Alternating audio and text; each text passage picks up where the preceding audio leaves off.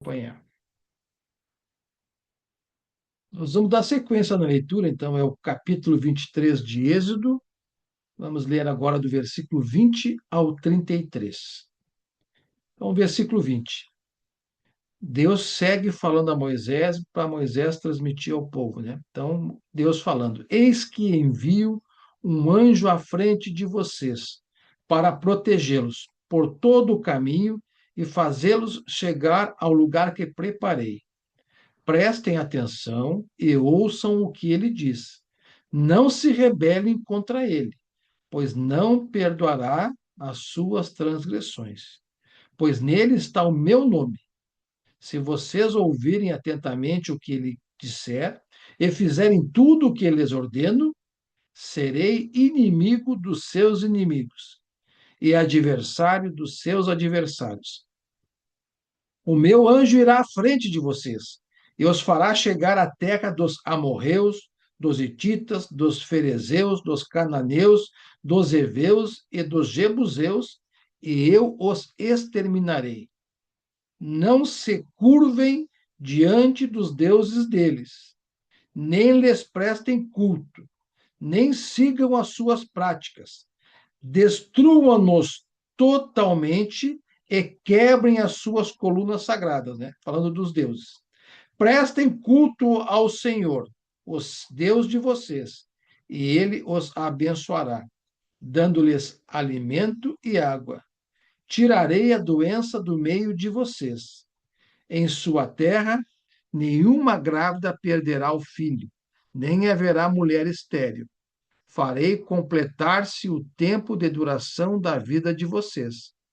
Mandarei adiante de vocês o meu terror, que porá em confusão todas as nações que vocês encontrarem.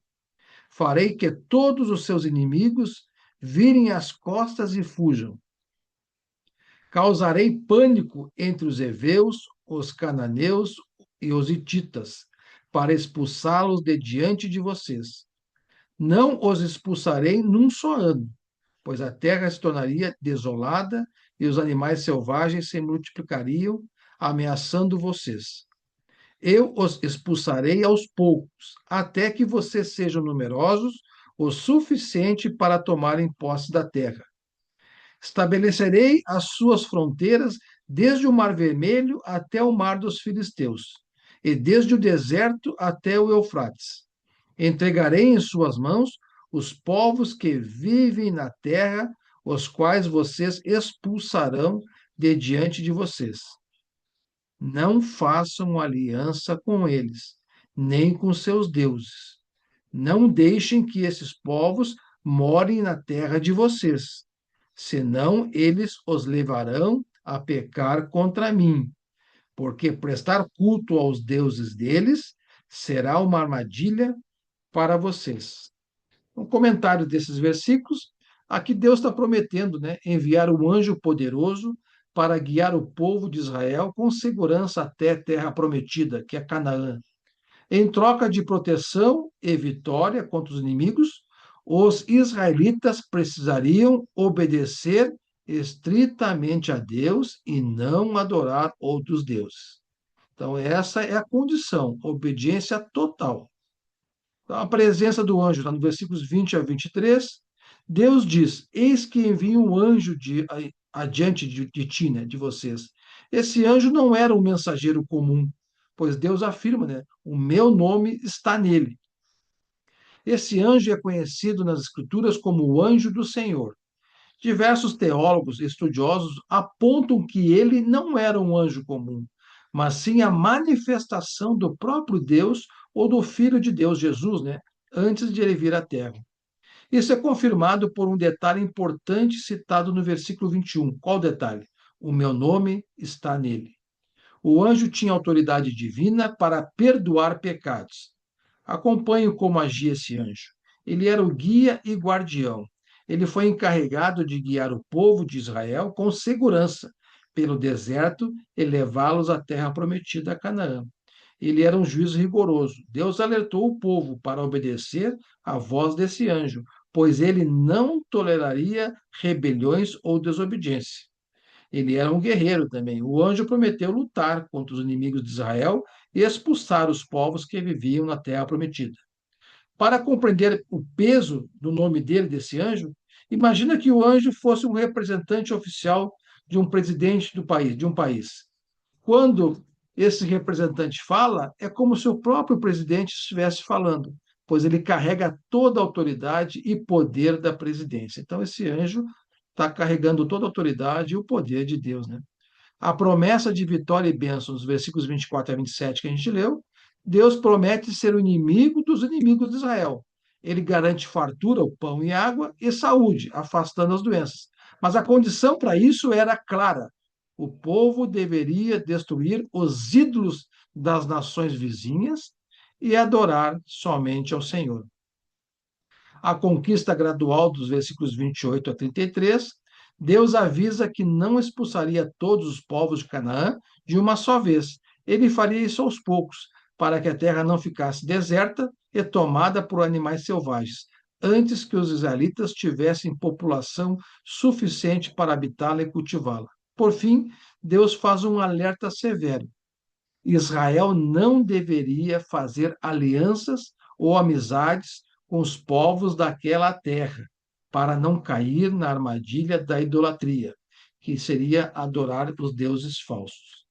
Então, vamos agora entrar no capítulo 24, que é a confirmação da aliança. Depois Deus disse a Moisés, estão lá no Monte Sinai, né? Subam o Monte Sinai para encontrar-se com o Senhor, você e Arão, Nadab e Abiú, os filhos de Arão, e 70 autoridades de Israel, os anciãos, né?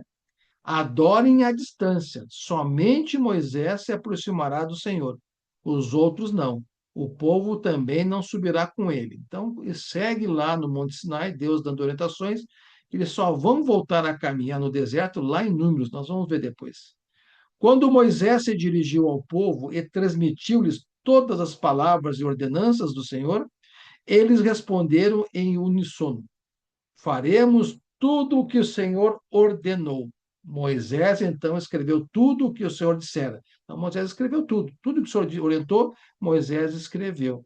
E o povo assumiu um compromisso com o Senhor de obediência total. Na manhã seguinte, Moisés levantou-se, construiu um altar ao pé do monte, Monte Sinai, e ergueu 12 colunas de pedra, representando as 12 tribos de Israel. Em seguida, enviou jovens israelitas que ofereceram holocaustos e novilhos como sacrifícios de comunhão ao Senhor. Moisés colocou a metade do sangue em tigelas e a outra metade derramou sobre o altar. Em seguida, leu o livro da aliança para o povo. Então, tudo que o Deus falou, Moisés escreveu e leu esse livro, né? E eles disseram: faremos fielmente tudo o que o Senhor ordenou. E assim nós também, né, irmãos, que estamos aqui, quando nos batizamos, prometemos ao Senhor no batismo, né, que agora Cristo é nosso Senhor e Salvador, e nós somos servos de Deus, servos de Cristo, e vamos obedecer aos seus mandamentos. Então, versículo 8: depois Moisés aspergiu o sangue sobre o povo, dizendo: este é o sangue da aliança que o Senhor fez com vocês, de acordo com todas essas palavras. Moisés, Arão e seus filhos Nadab e Abiú, e 70 autoridades de Israel subiram e viram o Deus de Israel, sob cujos pés algo semelhante a um pavimento de safira, como o céu em seu esplendor. Deus, porém, não estendeu a mão para punir esses líderes, né, do povo de Israel. Eles viram a Deus e depois comeram e beberam. Então vamos comentar esses versículos do 24 aí, capítulo 24, 1 a 11. Descreve então a ratificação, a confirmação, né, oficial da aliança entre Deus e Israel lá no Monte Sinai. Moisés, Arão e seus filhos e mais 70 líderes, anciões, né, sobem o monte para selar o pacto. Isso acontece através do compromisso do povo, a aspersão de sangue e uma refeição de comunhão na presença divina. Então, o compromisso do povo, Deus instrui a Moisés e os líderes a subirem o monte, mas estabelece níveis de proximidade. Apenas Moisés pode se aproximar totalmente. Moisés leu o livro da aliança, as leis dadas por Deus em capítulos anteriores que nós lemos aqui, né, para o povo. que responde a uma só voz: faremos tudo o que o Senhor ordenou. O selo da aliança com sangue. Moisés constrói um altar e ergue 12 colunas, representando as 12 tribos. Jovens oferecem sacrifícios e Moisés joga metade do sangue sobre o altar e a outra metade sobre o povo. O significado disso? Na Bíblia, o sangue representa a vida. O sangue espirrado no altar sela o compromisso com Deus, enquanto que o sangue no povo simboliza a purificação e a união com ele. Moisés, Arão e os 70 anciões, né, e mais os filhos, sobem mais um monte e têm um vislumbre da glória de Deus. O texto diz que sobre os pés de Deus havia algo como um pavimento de safira clara. Eles viram a Deus e em seguida comeram e beberam juntos. O significado disso, comer na presença de uma autoridade, na cultura antiga, era um sinal de paz e reconciliação. Eles viram o reflexo da majestade divina e milagrosamente não morreram, pois a aliança os havia reconciliado com o Criador.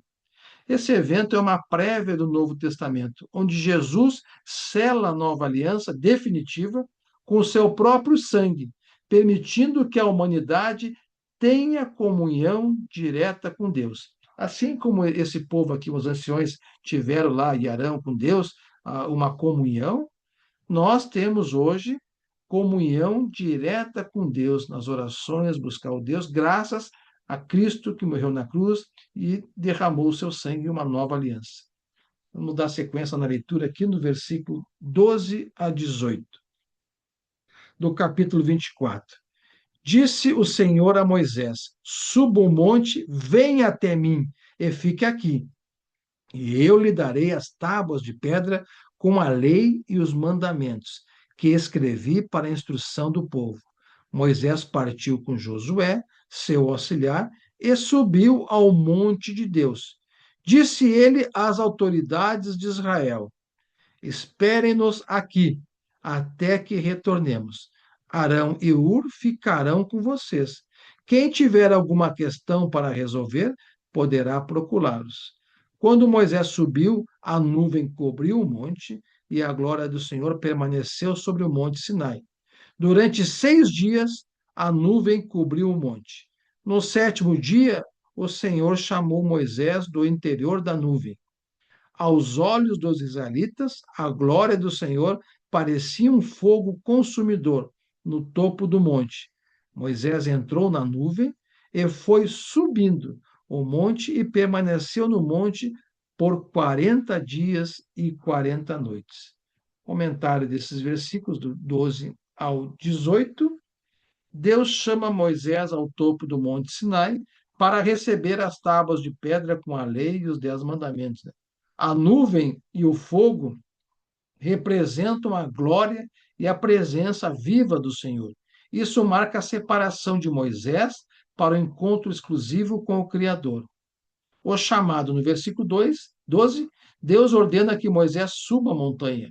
As tábuas de pedra e os mandamentos foram escritos pelo próprio Deus para servir de guia moral e espiritual para o povo.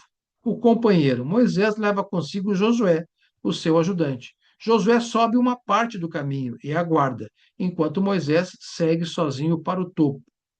A liderança interina, antes de subir, Moisés deixa Arão e Ur encarregados de resolver os problemas do povo. A glória de Deus, uma nuvem cobre o monte. A Bíblia diz que a glória do Senhor parecia um fogo consumidor no topo da montanha. A nuvem e o fogo são exemplos de como Deus manifesta a sua grandeza para os humanos. A nuvem representa a proteção e a presença amorosa de Deus, enquanto o fogo representa a sua santidade e justiça, como um fogo que purifica.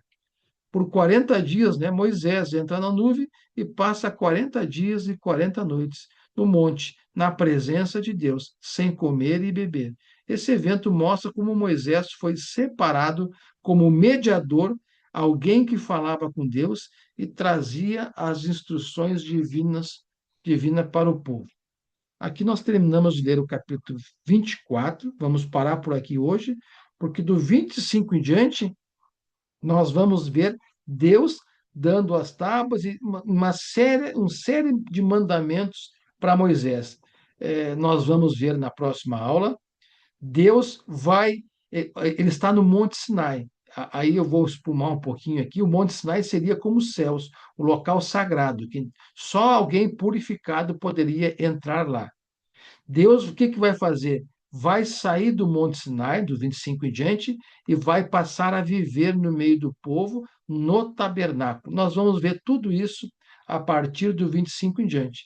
Fazendo uma comparação, hoje Deus está conosco.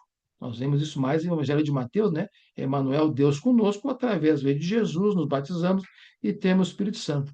Aqui Deus está neste momento somente no Monte Sinai, por isso que muitos não podem se aproximar, tem que estar santificado, puro, né, para ter a presença com Deus. Mas Deus agora vai mostrar, vai vir até o povo, vai ser no tabernáculo, vai ser criado, e um monte de rituais que nós vamos ver da próxima aula em diante. Nós vamos encerrar por aqui a gravação, vamos fazer uma oração e vamos seguir nos comentários nossos para aumentar aqui o nosso conhecimento. Deixa eu parar aqui.